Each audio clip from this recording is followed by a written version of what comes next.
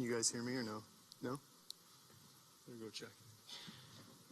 Am I checking it for am I mic'd up and ready to go? Or no?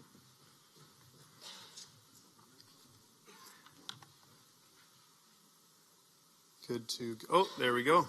Great. Right. Welcome, everyone. Today we are here with a great panel to talk about reusable solutions to single-use cups and single-use more generally. So, why the single-use cup? Well, the single-use cup is a perfect symbol of our throwaway society.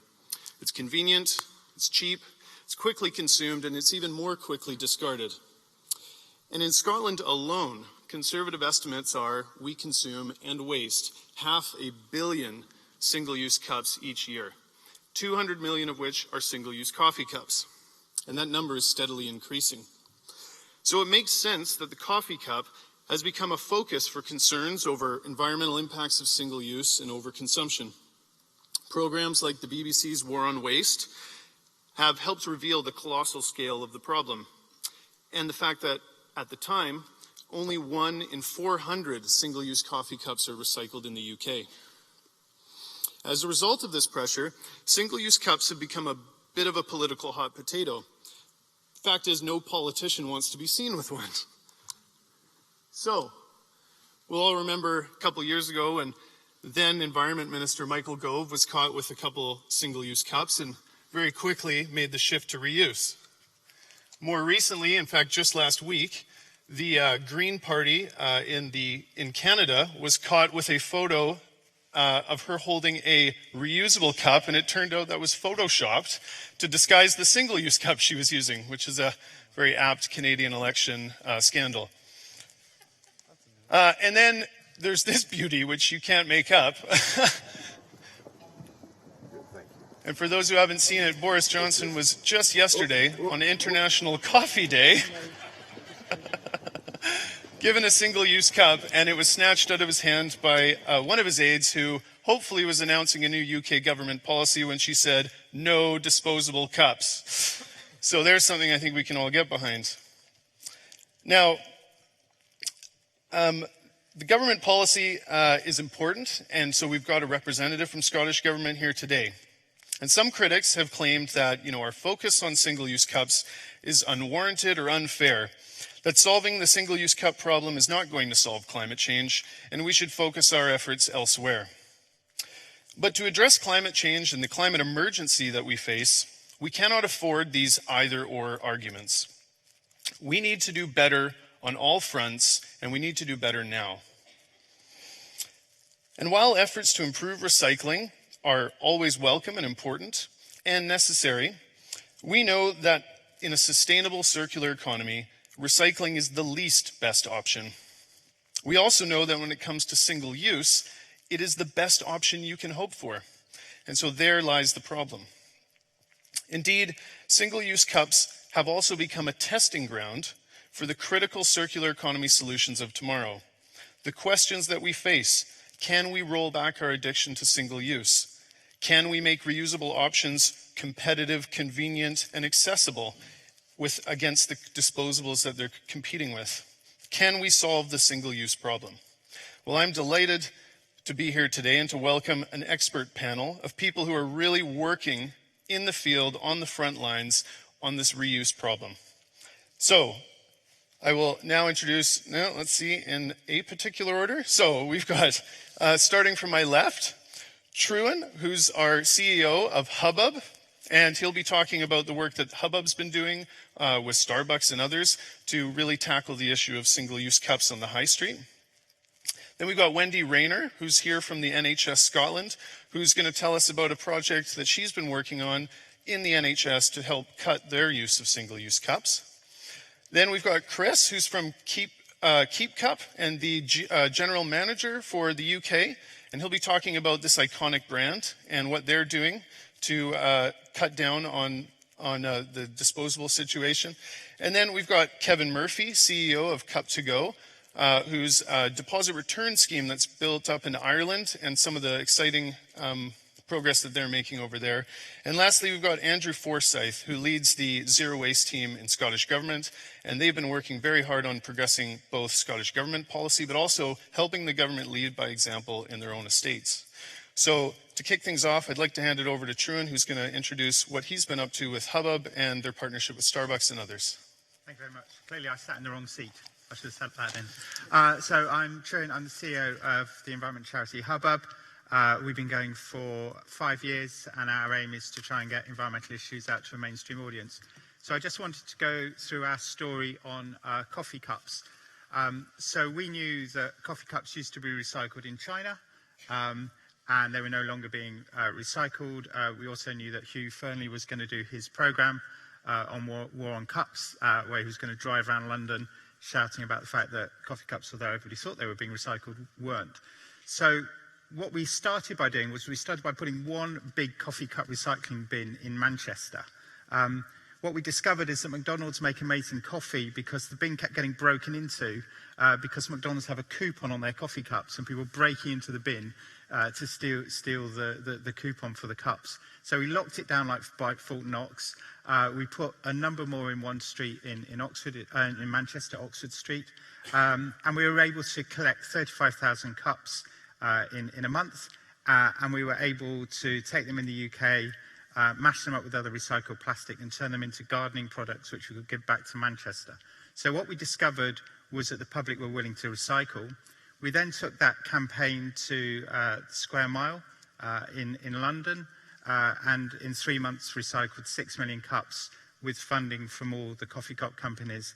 And what we saw as soon as we proved that there was a demand or a supply of coffee cups, the paper manufacturers started to respond and change their techniques and technology. So now technically every single disposable cup in the UK can now be recycled within the UK, which was not the case 2 years ago. But we knew that recycling was only part of the answer. So we persuaded Starbucks to introduce a 5p charge on disposable cups. So they were giving, like many other coffee cup retailers, a 25p discount on people who had a reusable cup. Only 2.5% of customers were taking up across the board that 25p discount. We introduced in 36 of their stores a 5p charge. The number of people who reused cups instantly doubled to just over 5%. And interestingly for Starbucks, they didn't get any kickback on having that extra 5p charge. In fact, they actually got some quite good response from it. So what they've now done is they've extended that 5p charge to all their 930 stores. They donate the 5p charge to Hubbub, to the charity. And what we're doing with that is a number of things. First of all, we're introducing litter picking campaigns. So we build plastic boats made out of recycled plastic and take children plastic fishing to extract plastic litter from rivers. We're investing quite a lot in recycling schemes. So we've just invested in 13 schemes across the UK, up to £100,000 each to put in more recycling facilities. We've done trials on reuse. So we've done a big reuse trial at Gatwick Airport airside, where customers can go, be given a reusable cup. They drink their coffee and then their drop boxes at Gatwick. And we've done an experiment there to see whether that worked. That's worked really well, so we'll be extending that. And then the final thing we've done is we've tried to tell the circular story. So in London, with the Mayor of London, we've just given away 10,000 growing kits for households in London. And the growing kits contain information contained on recycled coffee cup paper as a way of telling the story that if you do recycle, it is part of a really good circular solution. Now, more and more companies like Burberry and Hallmark are now starting to use the paper from coffee cups to turn it into products which they're now selling across the market. That's our story. Excellent. All right. Thank you very much. Okay. And next up, we have Wendy Rayner. Wendy, can you tell us about what you've been up to at the NHS? I will will do, but I think probably the first thing to realise is that the NHS in Scotland buys all of its products centrally via national procurement, and that our annual spend is about £2.4 billion a year. So whilst I'm really excited to be talking about coffee cups, it's really important to realise that it's not just coffee cups that we're dealing with, and that we're working in partnership with Zero Waste Scotland and the Scottish Government on a whole range of things. But if I get back to coffee cups, as well as the kind of hospital outlets that you would be familiar with, and you're mentioning Starbucks, which are in some of our hospitals, we also have the voluntary service, which operates in our hospitals. NHS Scotland actually runs its own brand of coffee shops called Aroma, where all the proceeds that come from that organisation are then fed back into the NHS. So coffee is one of those things, and whether it be coffee or tea, whatever it might be in terms of hot drinks, is one of the things that every user of our site, be it staff or patients or visitors, have some contact with. So the kind of coffee cup project is a high profile project for us. Very interested to hear about the Starbucks 5p charge. I didn't know about that, but we charge 10p for a single-use cup for the trial which took place at Cross House Hospital, and we had quite staggering results. Now, what I will say is that the process was relatively slow. There were lots of people, as you might imagine, in a big public sector organisation that were kind of pushing back on this. But by the end of the trial, the reusable cup rate had increased from, I think it was 1%, I'm just reading my notes here, 43%. So it made quite a significant difference. And probably more importantly for me is that it wasn't just coffee cups that were impacted. People started questioning about other aspects of NHS work, how we were buying things, what we were buying, why we were using single use. So it was a very high profile project. It only happened on one site, and there will be work to look at other sites, but we need to do that in a kind of measured and controlled way. Excellent. Thank you very much. Great. Okay, so next we're going to hear from Chris Baker, General Manager for Keep Cup UK. And Chris, obviously Keep Cup is an iconic brand. It's almost synonymous with reusable cups. So you can tell us a bit about the Keep Cup story, what you're working on, where you see things going. Sure, thank you. So yeah, Keep Cup's been going now for a little over 10 years, and it actually started with a very simple idea, which was to design a takeaway cup which you could keep and just use again and again. And we didn't necessarily expect, certainly when we started out in a small cafe in Melbourne, that we were looking to be involved in any sort of global debate around this. It really was a local solution to a local problem at the time. We now have hubs in the US, in Australia, and here in the UK. And we've done some soul searching over the last years as to look at, well, what is our position in this debate? Are we just a product producer? And certainly we've had a lot of impact in that sense. Every day our cups divert about 5 million disposable cups from landfill when you look at what we've sold around the world in the last 10 years. And we work with cafes, we work with businesses, we work with universities and all manner of organisations on advising them in how to reduce their reliance on single-use cups and more broadly go disposable free. But is that enough?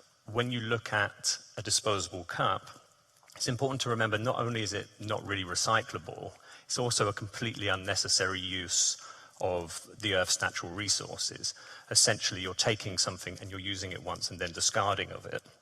Now, in fact, when you look at single-use items on the whole, most of them are designed to facilitate use on the go, be it a single-use water bottle, a fork in your takeaway packaging, the milk jiggers in my hotel room. All of these things, and the list goes on, are just consuming on-the-go consumption. So I think the real challenge we now want to talk about is that of convenience culture. And some of the other speakers here would also advocate that that can be addressed through loan schemes and deposit return schemes. And I would say I'm still unconvinced on that because it can work in certain scenarios, and certainly we've trialed it in certain scenarios and seen some success there, but it still preserves that status quo of convenience culture. It's still allowing us to consume on the go, and that's what I think we need to challenge. If it was just cups, then maybe there's some solutions in that sense, but once you broaden it to all single use, then I'm not sure that that is the answer. And that's kind of the challenge that we want to focus on, but also encourage others to look at, is what can businesses and government do to try and drive behavioural change away from convenience culture on the whole, And I guess the much broader question is, can we really have a convenience culture and talk about trying to save the planet? And for me at the moment, the answer is at least no. Yeah. Right, so you've raised some good questions there, and you're followed up by someone who can hopefully answer these for us. So we've got Kevin Murphy, CEO of To Go Cup, which is a deposit return scheme based out of Ireland. Can you tell us all about it, Kevin? Yeah, great to be here. We started our journey back at the beginning of 2018, providing, just to give you a bit of a background, a premium glass cup that was built in Ireland for kind of artisan coffee shops, and that kind of spread across the country quite quickly. And we were approached just a few months into our operation to build the country's first deposit and return scheme, which posed quite a problem for anyone who's been to Ireland. We're quite bickery people, and changing what we like is hard. So we sat down with a group of academics, somewhat based around the environment, and kind of looked at where to begin. So we started with a stage 1 operation, which was based in Trinity College in Dublin, DCU, which is Dublin City University, and Dublin City Council. So our pilot phase ran for about 4 months, and it took in about 40,000 people. And the results of it was that we actually eradicated disposable cups across the 3 campuses. We took a kind of partnership operational model with a company in Germany. However, kind of the conflicts or issues we had is that the Central Europe market is very, very different to what you're having kind of Western market. So that's kind of where we are at the moment. We've completed stage 1, as we're calling it, and we have a list of roasteries that we're now working with, along with a hand select, a couple of cafes, a national hospital, and the electrical supplier for the country, along with North America, that we're hopefully building this out to completely eradicate disposables as a whole. So that's kind of where we are in a very short couple of sentences. I like that, completely eradicate. Yeah, brilliant. Okay, so we've seen up on the screen there that politicians are very keen to avoid being seen with a single-use cup. And here in Scotland, the government set a very strong example, not just with new policy, which is world-leading, but also in their own estates. And we've got Andrew Forsyth here to tell us all about that.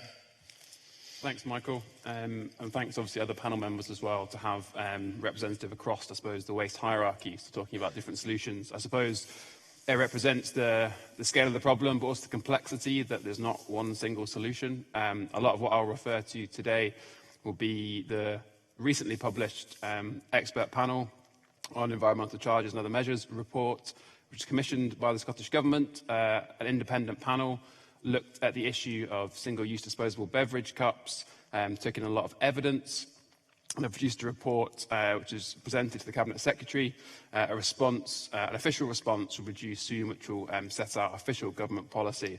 But I'll refer a lot to that today. I think what we'll talk about as well is highlighted numerous times on the panel in very difficult discussions about how to solve this issue around single-use cups. The key thing from the Scottish Government's point of view is that this is an issue that is present, it's live, it's not going away, and if reports to be believed, then the consumption of single-use cups is only going to go up in the next little while. So this is a really good time to be talking about this. It's something that's on our radar. Because it sits more broadly in the wider context of the team that I'm in the Scottish Government, in terms of we also look at littering. The coffee cup is iconic as a form of litter, also responsible for landfill. And I think I'm right in saying that less than 1% of cups nationally are recycled. So where are the other 99% going? And predominantly that's probably to landfill. So we have ambitious waste targets. So coffee cups are part of that picture. So as Michael alluded to, it won't solve the climate emergency, but it's a significant part of our culture and our throwaway culture that we need to address. Another thing I can mention from the Scottish Government's perspective is that since 2018, we've banned all single-use cups on our estate. So if you come for a meeting in the Scottish Government buildings, you won't be able to get a disposable cup, which after some initial grumbles, is just now second nature to any employee in the Scottish Government building. So that shows one solution in a closed-loop environment that can work. It's one the expert panel referred to as wanting to encourage other organisations, businesses, those who have a more closed-loop setting to look at. So I suppose this session is really set up for you to ask us as panelists, so I won't take any more of your time just now. Great, thanks, Andrew. Right, so what I'd like to do for this panel is sort of jump between audience questions, and I've got some questions here. So I'll start off with one while you think about, the next burning question of yours, and then I'll look out and look for a hand. So please do keep them coming in, and if there's more audience questions, we'll keep it on your side, and I'll save these for after the show. So one of the things that all of you have mentioned is closed loop settings or sort of closed sales areas. So Tarun, you've talked about airports. Once you've crossed the security line, you're consuming it in a closed area. Wendy, you're working in hospital settings, so a lot of that consumption is taking place in the hospital. And Chris and Keep Cup, you've been working in these areas and advising companies. And Kevin, your reusable scheme has focused first in some of these big institutions like universities and so on, and then at Scottish Government with its own estates. So we've got a high street solution or solutions, and then we've got these closed settings. And I guess my first question to you all is, are there key differences between these and what solutions work, how you approach it, or are they transferable across from the high street to the closed setting and back again? So does anyone want to start off on that?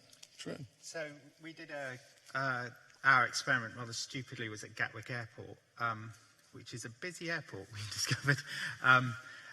So it is technically manageable because basically you know what the customer journey is. So you basically know where they're going to buy the cup and where it's probably going to end up. So in terms of logistics, it's quite easy to manage. In terms of messaging, it's quite easy to manage. The complexity is that, particularly at somewhere like Gatwick, you have like DHL does sort of some of the job, then you've got cleaners. You have so many different partners to involve in it that's where it gets really complicated. But technically, it's possible. And I think within a closed loop setting, you should be able to do it. The difficulty at Gatwick is when you have multiple retailers, because you've got to get them all to work together. You've got to really have one standard reuse cup that can go through a wash a number of times, that you can recognize easily. So, and then you get to arguments about, well, our brand is this color, our brand is this. So, there are a lot of things behind the Gatwick scheme, which has made me go quite as grey as I am. But you can do it. The high street is a completely different setting. So we've done lots and lots of research about why is it that, at the moment reuse is at 5%. And what you find is that there's a whole host of reasons. One is that people actually have coffee sort of on a whim sometimes, so then they haven't got a cup with them. The reuse of cups is quite high in the morning, but then once somebody's got a dirty cup, they don't like to have it rewashed and stuff. They don't like to carry it around, so that's another issue. The way that people are starting to consume coffee is changing. So ridiculously, you now can do click and collect coffee. So you can pre-order your coffee, you go and get it delivered. Obviously, that's in a disposable cup, and that's a growing trend. You've got more and more machines like Costa Express and now vending machines. It's quite difficult to use a reusable cup in that vending machine because they need a certain size, etc., etc. So I think there's a lot of logistical reasons why we haven't got beyond the 5%, even with, basically you're saving 30p. At Starbucks because you get 25p discount and a 5p charge. That hasn't shifted the needle significantly. So what we're going to be doing this year is our ambition is to get 5% to 10%, and we're going to be investing quite a considerable amount of money in different techniques and different approaches in different cities to see whether we can get that 5% to 10%, because it's actually, I don't think it's just about a charge, it's about a lot of other parts of the infrastructure. Great. Did you want to jump in? Yeah, go ahead. Remember, whichever way you look at reuse, the stages of reuse don't change. So so one of the barriers that we hear about, people used to complain that the barrier was that it was, you felt stupid taking a cup. Now we've overcome that, and we've sort of got the social license to take a cup. So now we hear people saying, I forget my cup, or it's inconvenient to carry around. those stages never go away. I have to remember my cup, I have to have it filled, I walk away, I enjoy the coffee, it still needs washing, and it still needs to be stored somewhere until the next use. And if I put that onto a loan scheme, it's essentially the same. Yes, I can get there and borrow a cup, but afterwards I still need to take that back somewhere, and then the ownership of washing it and the ownership of storing it has just been shifted elsewhere. Now, that could be shifted onto a system, it could be shifted onto a cafe, but a lot of cafes already, there's an issue there that a lot of them don't have washing facilities to provide sit-in, so giving them the cups back to wash also doesn't work. So we're shifting responsibility from one person to another instead of just taking ownership as an individual. What I've seen work better with the loan schemes is where they're a means to enable behaviour change. So working with events. In fact, the first zero waste event we've done was the Glasgow Coffee Festival. There was 2,000 people over 2 days, and it was completely zero waste. And the way that we did that was to say, if you come through the door, you can borrow a cup on the door, you can buy a cup, or you can bring your own cup. And the first time we did that, we had 30% of people brought their own cup through the door, and it was anything they liked. So a lot of people just showed up with a mug from the kitchen that they'd picked up on that day. And that's also through a lot of social nudging, reminding them on the day to bring the cup with them. Now, the second year that we did that in 2019, we had 66% of people brought their own cup to the venue.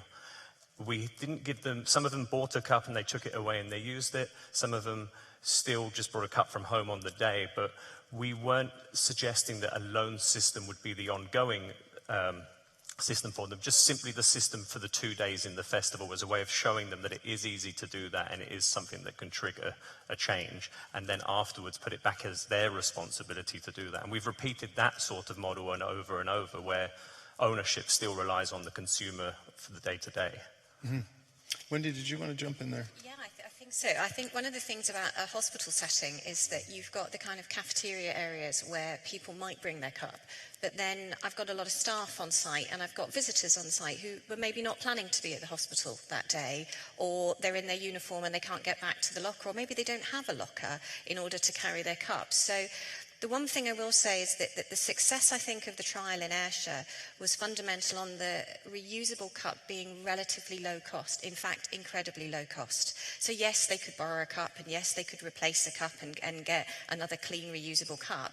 But the vending machine was there that was basically selling them a very low-cost reusable cup. And so it became kind of socially acceptable for them. It was almost like that they were buying into it, and that the price point for them to participate was such that the cup didn't cost a lot of money, and that the benefit that they got from not using or buying a single-use cup meant that it was, quite frankly, a really simple decision for them. So we've highlighted some of the issues around convenience, and True, and you made some really good examples there about how new machines, new apps to order your coffee ahead of time, they're actually pointing us towards more entrenched use of disposables. And it gets back to what Chris was saying around convenience culture and how often these two seem, environmental concerns and convenience are incompatible with one another. So I think, I'm sure, Kevin, you want to jump in here and talk about what... Our approach was actually a bit of all three, to be honest. We took the consumer culture, we realized is great. To have a conscious consumer is fantastic, but in reality, you're not going to have a 100% base, whether it's closed circuit or not.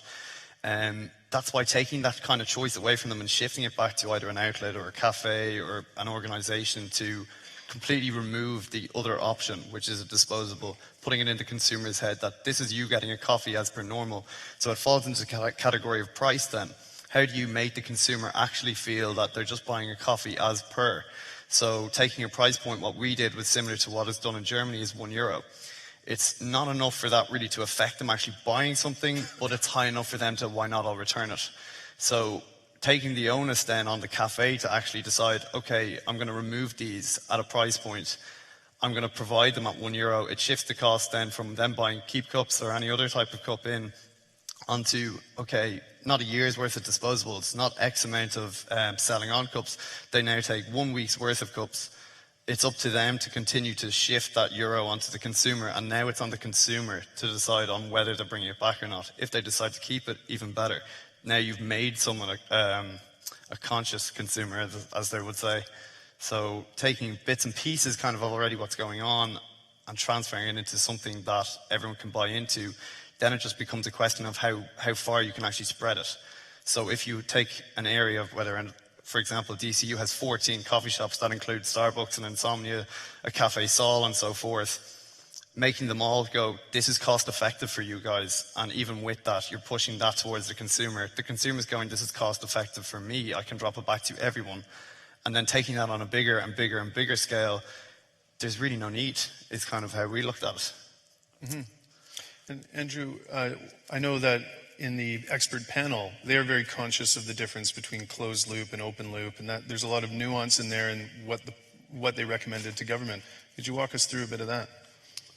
Yeah, and I think Truan's point about trying things, I think, is one of the big things that came out of the panel's report in terms of the evidence or potentially lack of around this area, that recognising that, you know, again, as Truan said, that journey of the coffee cup is a really complex one. You know, a cup that starts at the same branch of a coffee shop could end up in hundreds or thousands of different locations that day, depending on where that individual is going. And so I think there's three things I think that was highlighted in my very delayed train journey here this morning around coffee cups. So one, I noticed someone with a compostable coffee cup and was telling the person they're trying with it was compostable and it could be recycled, which isn't true.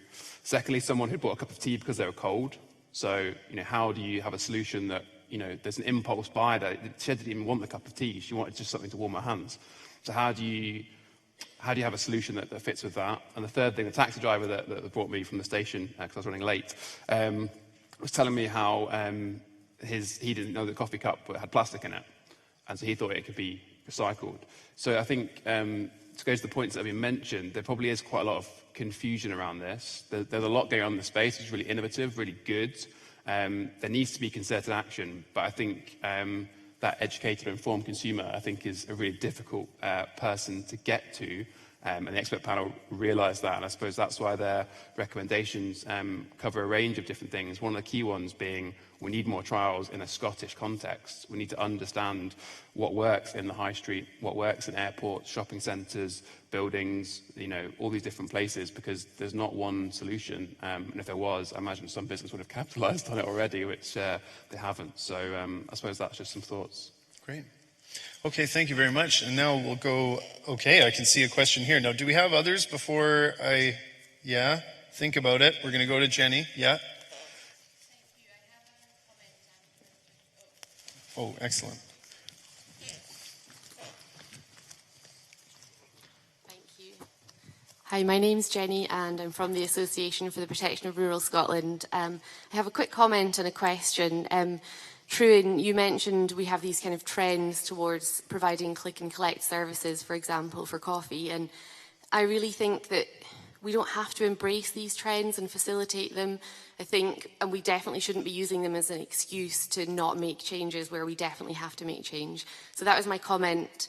And my question is to you, Andrew. I think, am I right in saying that the Scottish Government committed in principle last year in the budget to introducing a charge on single-use coffee cups? And I just wondered what the kind of legislative process and timeline is for that happening. Truan, do you want to start off? Yeah? I completely agree.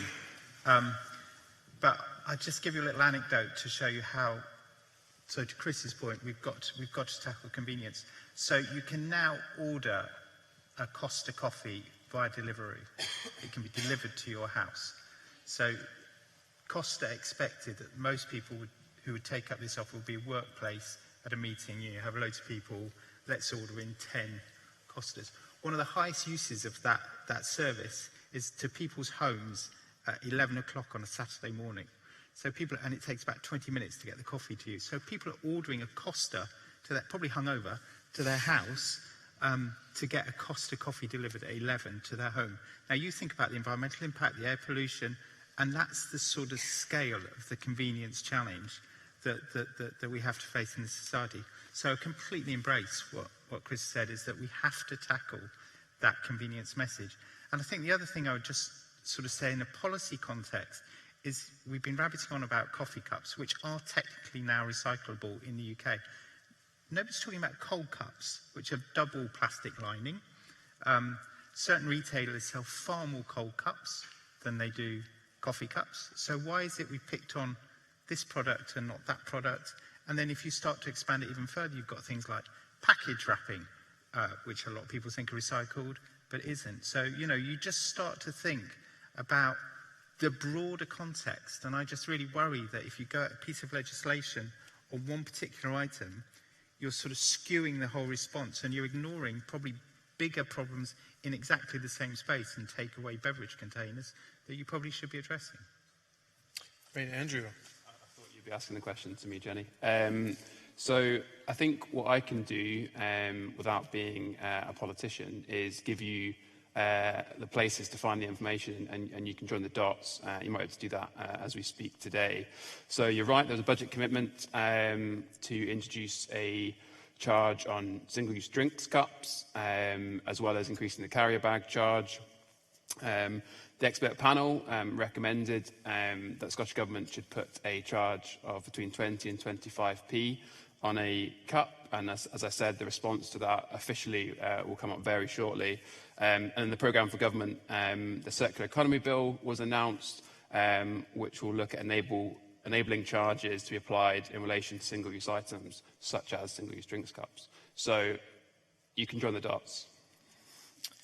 So, and Andrew, to get back to Truan's point about why are we focusing on coffee cups, now you've mentioned single-use drinks cups. Is that to say then that we're talking about all single-use cups, or are we still, with the charge, talking about coffee cups or hot drink cups?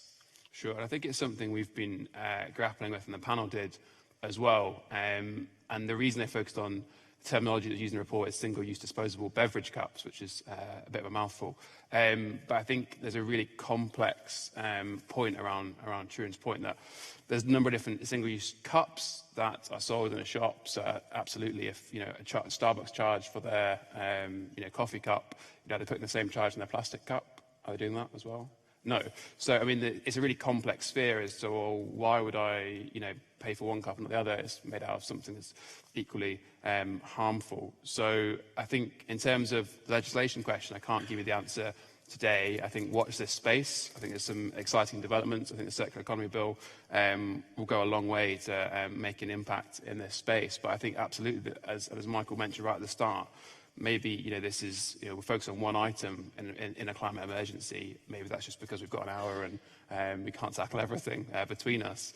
But there's huge amounts of single-use items that we need to stop a reliance on alternatives for. And I think it links to wider commitments the Scottish Government have given. Is there's the EU Single-Use Plastics Directive, which the Scottish Government have committed to matching or exceeding, which is looking at banning certain single-use items. Again, that's not an exhaustive list, but it's showing ambition and recognising that there are alternatives and we need to move away. I think the panel have already mentioned that there's different drivers.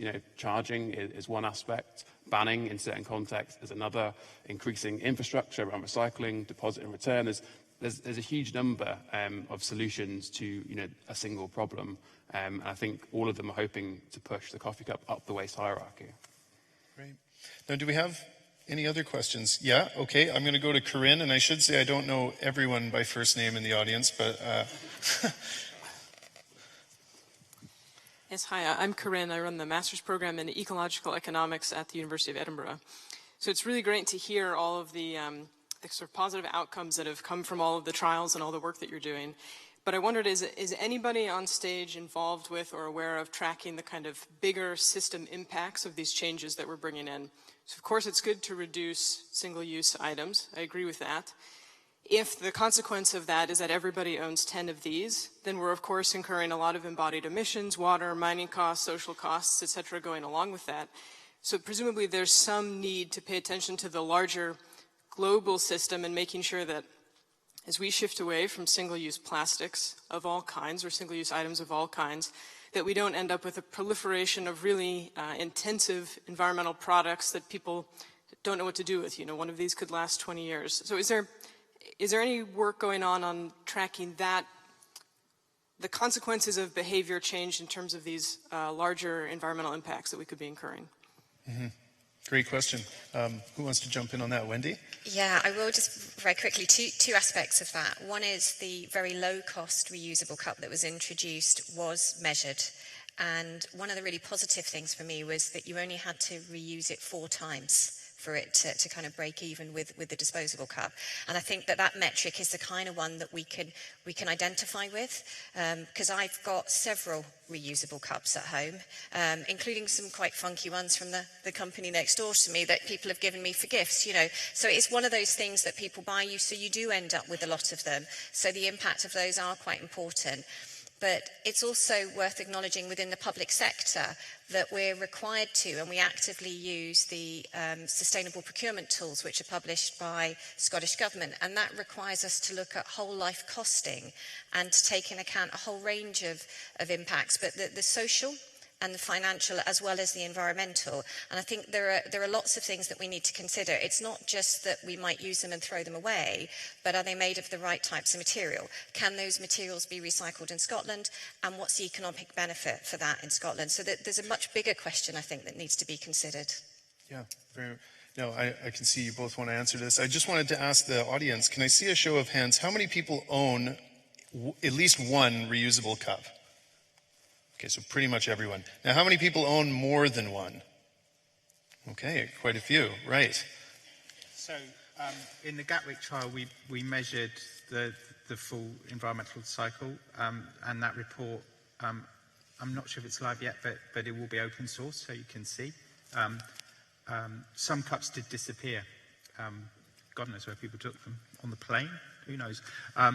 So we had one of the challenges of the next test is to reduce that loss.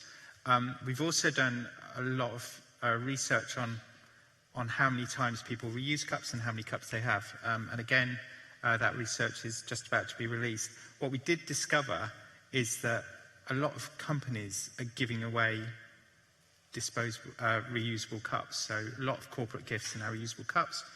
And what we also discovered is that people are very particular about the type of reusable cup they have. They're very worried about leakage, how it looks, how they clean it, etc., etc. So I think what we found was that a lot of people do have more than one cup. They don't tend to use them as often as you should. So there's definitely an embedded carbon issue. But one of the reasons for that is that they're not getting to choose their reusable cup. They're just being given them in these sort of acts of supposed goodwill by employers. Yeah, I think that's an excellent point, because in our own work, sometimes we have companies say, oh, we want to do this initiative and give out free cups. Yeah. And I say, you know, the lack of reuse is not due to a lack of reusable cups. It's other issues.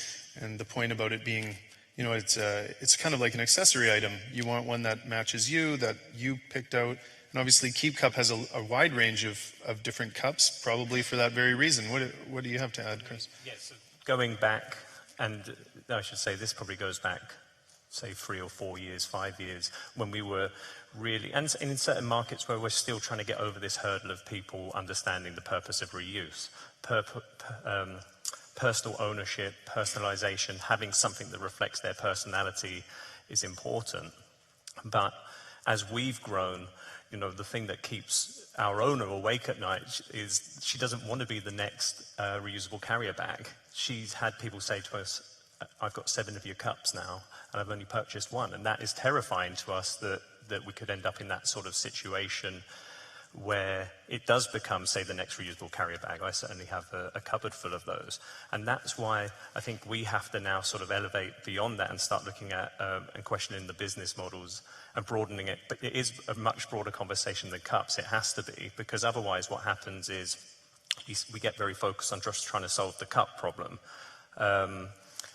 To draw a parallel with sort of the deposit schemes or the return schemes, if you look at what's happened with bike share schemes, some of those bike share schemes are problematic because people don't value the bike, they chuck them in the river, they end up at the bottom of the hills because you have to redistribute them back up the hills. So there's all sorts of challenges. And then in China, there's a situation where there's these bike share graveyards, mountains of bikes. You wouldn't believe how many have been thrown away because there was a competitive marketplace where you had 3 different bike manufacturers running 3 competing bike schemes, meaning there was more share bikes out there than were possibly needed for the whole population. And if we're not careful, we're going to end up in that exact same situation with cups by putting a disproportionate amount of energy on it.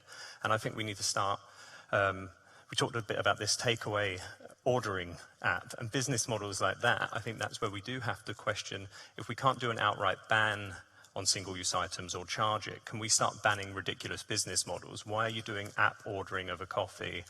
Why are we still allowing coffee shops to open, big chain coffee shops, mind you, I'm not saying it's just about independents, open without washing facilities, and telling me that they can't introduce reusable cups properly because they have no dishwashers available on site. That's being allowed, that's being proliferated by us allowing convenience culture. So maybe we need to start questioning some of the spin-off business models if we can't go for a full ban.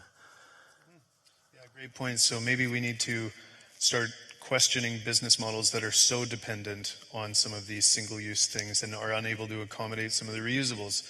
Also, you made an interesting point about this risk that maybe some of our reusable solutions wind up becoming disposable just because they've flooded the market, which would be a very scary outcome. Anyone else want to jump in on that question? Yeah, Andrew? I think to go to the fundamentals of the question, I think there's a huge, it needs to be a huge reliance on life cycle analysis for all this. I think it's very much the forefront of our policy development, and probably why there's not been any knee-jerk policy reactions just yet to the climate emergency and the plastics debate. You know, that it's so complex and so ingrained in our everyday culture. We talked about with the cup, but that's just one item. You know, there's so many. You know, if you've watched the BBC programme, you'll have seen the amount of plastic in our households. It's scary once we actually look at it. So the plastics issue generally, I think there is a concern, there's a knee-jerk move to something else, which we don't know the full life cycle analysis of. And I think that's, again, that confusion, not just for consumers, but for business, who then move to something else only to be told that's not the right environmental choice. You know, a certain fast food restaurant, a very high-profile case of that with their straws. So, you know, it's a really confusing time because people want to do the right thing. There's a real sense of, I want to be a savvy consumer, I want to do the right thing for the environment, but it's really difficult at the moment to say what those choices are, and what's a good choice in one sense may have a knock-on effect elsewhere. Another part of the work I do is around food waste. So on the one hand, you've got everyone saying ban plastic. On the other hand, I'm trying to raise the flag saying, what about food waste? What about the job that plastic does to keep it fresh? So, you know, you're in a really difficult quandary if you want to live this lifestyle where you're completely zero waste, you're completely making the exact right environmental choice every time. It's really complex and difficult, but I think the life cycle analysis is what needs to be done in terms of understanding over the course of the product. So the coffee cup, I think 4 times for a return is brilliant.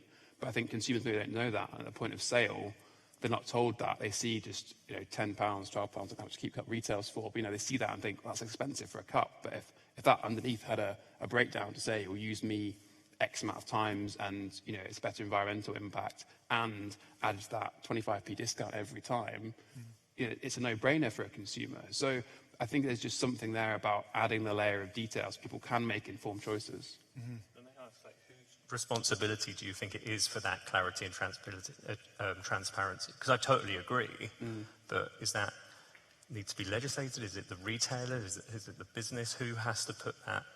Because it feels like there's a bit of a vacuum of responsibility for that at the moment, where businesses are allowed to put a product on the market without full disclaimers as to where that will go at its end of life. And the retailers put the trust back on the brand or the consumer to do the work. Maybe an unfair question, but I don't know. Well, I think any question here is fair when it comes to these issues. So I think in terms of what the expert panel report said, there was a key bit in there about social marketing and working with retailers and working with those that are producing the cup. You know, that, again, I go back to the compostable cup story from this morning on the train. That says on it quite clearly, commercially composted. But what is that person going to do with it? Are they going to take it home and then make a separate trip for that one cup to take it somewhere that can commercially compost it? No, but that is a solution maybe in a closed loop setting. So go right back to the beginning, you know, if they're all captured together, then that's a really good solution. So again, it's that confusion. The business on the surface is saying, look, we're great, we're using compostables. The customer doesn't know, doesn't care, then takes it out of the system. It's then leakage, it's then waste. So I think there's something here for everyone to work together on this, because it needs everyone to be consistent on messaging and consistent on, you know, the end goal is obviously we want less coffee cups going to landfill. And, you know, those sort of stats you mentioned at the beginning of the panelists about the amount that is saved going to landfill, we want that to increase. Mm-hmm. So, Andrew, you mentioned... around the legislation, Chris's example, but the bike is particularly a good one, and that's why I think it does somewhat fall back on government policy that, for example, in Ireland, there's actually only one bike scheme allowed to stop that exact example. So you have to drop it back to particular locations that are practically plugged in, and if you don't, you're getting charged by every 30 minutes or so, and in that sense, there's no wasted bikes. So on that sense, it probably has to come the exact same way for legislation around the cup or any sort of single use, that this is the scheme, we've decided on it, it's the best way forward, here's the examples why, this is why we're doing it, and this is the cost for you. That's the government side of it. And then I think from the private side of it, I think it has to be, we're doing this, if you want to be involved, this is the cost analysis, this is why it's better for you, and you must have a dishwasher. Something along those lines has to be put forward from the private side, where it's not just necessarily, okay, well, this is a great customer, like Starbucks coming, for example. Okay, although that's a huge opportunity, maybe the profit won't be worth it if in a year and a half time you're actually realizing you're actually doing more damage than positive. So that's why I think there's actually two sides to it, but it probably does have to begin with legislation on allowing certain things to enter the market. Just as you said, silly business models should probably just be considered, evaluated, and then rejected or accepted. Mm-hmm. But it has to come from that national scale or perspective that this is the way forward, here's our rationale why, here's where you can find out some information. And the private company that is doing it, or private companies that are partnering in certain regions, have to be, this is what we're doing, this is why. Mm-hmm. That's the sense forward, I think. So we've heard about the reuse rate on the high street. Starbucks has brought it up to 5% with their charge, but I think nationally it's around 2%. And then at the same time, we've got these deposit return kind of schemes here. And I wonder, are you seeing the same people, the same kind of eco-minded consumers opting in and everyone else is doing what they do? Or are there more people that want to use these schemes than we see in the reuse rates on the high street? And Wendy, I think you can jump in here too with what you found in your own study, but maybe Kevin, you want to start us off. What are you seeing with your consumers in Dublin? We have a bit of an awkward one because we started obviously with an organisation and a huge amount of millennials, so which has a huge buy into the whole conscious consumer concept. So that was an immediate buy-in, and once you get it kind of trending or consider it, that will always kind of trickle down into everyone's doing it. From the other side of it then, when you're taking kind of the general consumers who are passing through, having particularly Trinity College, which is based in the centre of Dublin, which means it has a lot of tourists flowing through it. It has a lot of even workers that just travel through literally to get their coffee on their way to work. They were buying into it because it's seen. It's about making sure that it's recognisable. You're just getting a coffee as per normal. Nothing's changing here. Come back when you want to, or drop it off in your next location. In that sense, there is a good buy-in, and we were delighted with it because the replenishment rate kind of represented it. That when we started in the first week or the first 2 or 3 weeks, it was around 50%. 1 and 2 were actually coming back. Obviously, people were keeping it. This is exciting, something new. I think it was by the 8th week, we actually had 90% replenishment rate. So everybody was just bringing them back as per normal. So with 10% leaving, taking into the possibility of tourists, people heading outside of this, where the schemes were in operation, that's why we believe going forward, if you just expand these circles to consider more areas, hence why we have hand-selected certain coffee shops in the region, that the replenishment should eventually capulate at 100%. So yes is probably the short answer to it should work, in our opinion, obviously. Right. Great. Wendy, did you have thoughts on that? I think I was amazed actually by how many people bought into it. I mean, we went from 1% to 40%, 47% reuse rate. And I think when we started that, we were hoping that we might get 15 or 20% and that would be really good. And I mean, I spent quite a lot of time in many of the main kind of coffee shop areas, just working and watching and seeing what was happening. And, you know, I'd drive onto site and there would be someone probably smoking, let me be honest, outside the boundary, because there's obviously no smoking on our sites, holding one of our blue reusable cups. And, you go, oh, this is really, really working. And then you'd be sat there and you'd be answering your emails, watching what was happening. And you could see some of the theatre teams come down. And then they'd be coming down with a tray with 4 or 5 of these reusable cups clean, ready to be refilled. And I was thinking, I didn't really expect that. I thought that they'd be the least likely to use them. I thought it might just be more of the kind of clerical staff or office-based staff that would use them. So I think you need to persevere with what you're doing. I don't think it's always going to be very easy, but I was really encouraged. I didn't think that we would get to 47%. Yeah, very impressive turnaround. And Truan, in the airports, were you seeing, the same 2% opt-in, or was it much better? Or? Well, it's very transient population, obviously, at the airport, but it is completely contained. So what we found was the messaging from the staff on serving the coffee was crucial. And that's quite a transient population as well. There's a lot of part-time people. So if the messaging was strong and consistent from when people bought the coffee and they understood it was in a reusable cup and there were the drop points and it was really easy, then that's, that worked really well. You could tell when the crew were a little less engaged because the take-up rate dropped. In terms of what we did with the trial, with the 36 stores, that was super interesting. So I think what we found was that people who are in a nice routine tend to use reusable cups quite often. So in sort of some of the leafier suburbs of London, it was very high. As soon as you got into the city, it started to drop off, and it actually dropped off from different outlets to different outlets. And what we realised that was there were some overly rich banks in the centre of London actually enable their employees to charge coffee to their business accounts. And you could see where that happened because nobody was taking up the reusable. So the financial saving to them was totally pointless. It's like, I charge my coffee. And so it really varied from outlet to outlet. So I think it all so much depends on the circumstance within which people are operating, the financial incentives or not that they're getting. So yeah, it just shows that when you do a real life trial, you find stuff that you would never get through a sort of piece of sort of academic research because people's behaviours are slightly odd. Right, I'm going to go back out here. Yeah, we'll take 1 and then 2. Yeah, sure, start on the right, yeah. We'll do them both at the same time. Okay. Hi there, I'm Christine and I'm from a recycling company in Glasgow called Changeworks Recycling. And I find this very interesting about all the trials you've done. The main thing that I constantly keep coming to though is there's no point in recycling something if there isn't the economic system in which that material is then worth something more than the virgin material. So your plastic cups, why is there not a tax on raw and virgin plastic and an incentive for recycled PET or recycled polypropylene? And it's the same for cardboard. Why is there not incentives where recycled coffee cups, you can only get, say, like maybe 50 to 60% of the cardboard actually off the cup to be rolled out into recycled cardboard board, but there's no incentive to continue that loop.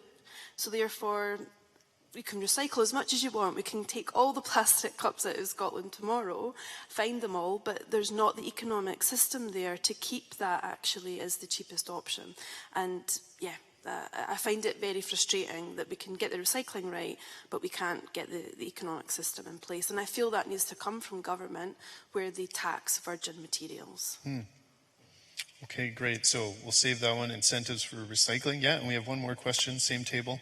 Thank you. Sue Roberts, Zero Waste Scotland, Food Waste. Obviously a lot of similarities in terms of complexity in people's behaviour and trying to find complex solutions to complex problems. And these are really insightful, creative, successful solutions. But is it the right solution? I mean, why don't we just ban single-use beverage cups? Why don't we do that? Sorry, Andrew. Okay, so we've got kind of two sides here. We've got how do we make recycling better, and why don't we just ban them altogether? Can I do the recycling one? Okay, yeah, start there. That's the easy one. Yeah, I'm coming for you next, Andrew. So there's a company in Cumbria called Croppers who take they're one of the 3 outlets in the UK that take coffee cups. We work really closely with them. Their problem is a shortage of material.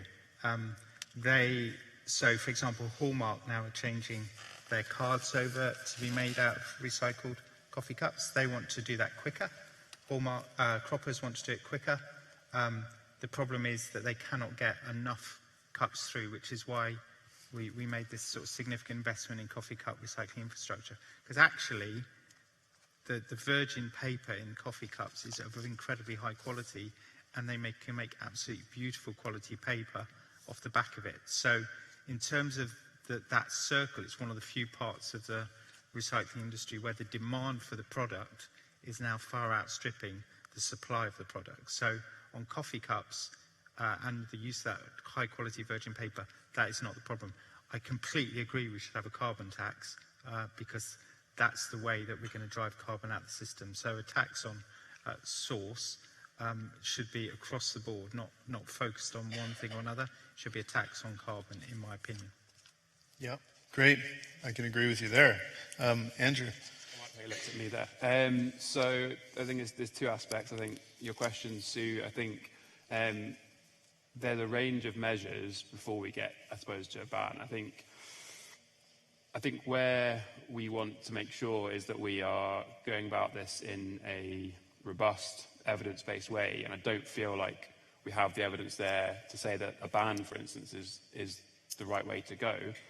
I think to get to the point around tax and plastics and virgin materials and recycling, there's a couple of things to mention on that. One, obviously, as a devolved administration, our tax powers are limited.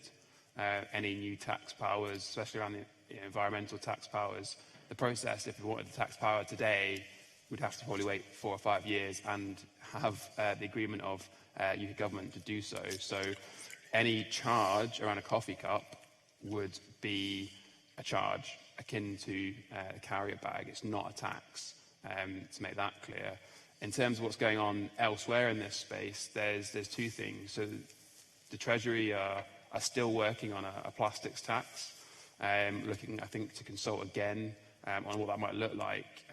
But the reason that's been delayed is because of developments around extended producer responsibility, which I know many of you will know about, in terms of that those responsible for putting something on the market are also responsible for its end of life, in terms of paying fees along the way, which should increase that loop. And that's why we're talking about this as the conference, is that circular economy aspect. So I think there's those 2 wider things, where there is a proposed plastics tax, which we would be part of, because coming from Treasury, but there's also extended producer responsibility, which I do think will have an impact, and it's hard to say now what that impact will be in terms of for Scotland specifically. Great. Now, I believe I've let time get away from me. Am I right that we need to wrap this up? Yes, my apologies. Time goes really fast when you're up here. I don't know about over there.